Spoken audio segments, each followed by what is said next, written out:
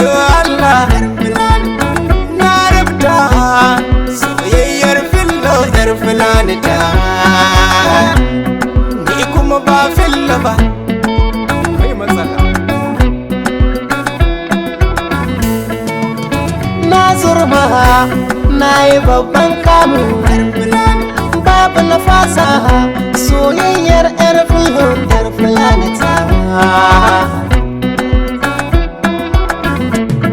daga niyyar fillo sai na fara sururi neman riba na sanya jari ita ta fari hasken annuri alkairi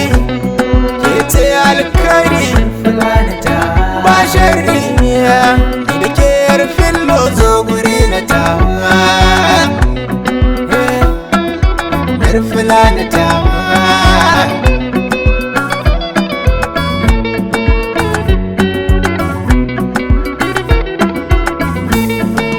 ni ne fulo dan fulanin gado alani yar fulo ware surbajo sai ki bar bin kaɗo ga ɗan uwanki ki so ni ke kyaukyawa ce ni za ki yi gun kaɗo baya da naki sannan baya da tsari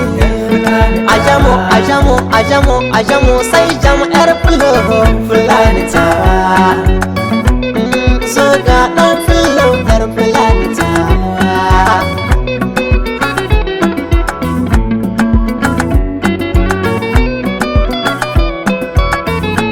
soyayya ungo karkice sai jango zan yi sabon logo zan zame miki tigo barki na zana a bayan bango ta duba gogo sunan ki ya girgo to ya girma ce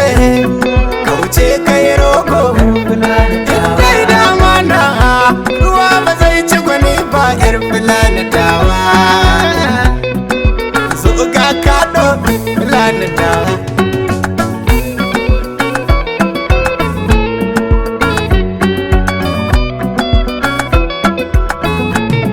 ai dole mu aure ku sai yasa muka zo wannan gari mu kai ku Nijar. Godiya nake kaɓa ni ma ina so in je Nijar. Kai babu dama ko rakumi za mu. La ilaha illallahu. Wato abin naku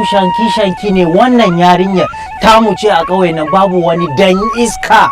da ya zo ya kwace mana ita. Kai karya kai wannan yarinya muna so kuma za mu arme shi na kai Nijar. Ba ni son rigima. Na gaya muku ba ni son rigima. Duk wanda yake bi gargata to sai yayi sharri. Wannan shine sharadi saboda haka in wanda ya shirya Muhammad na sai da bisa shaida gaba ɗaya na baki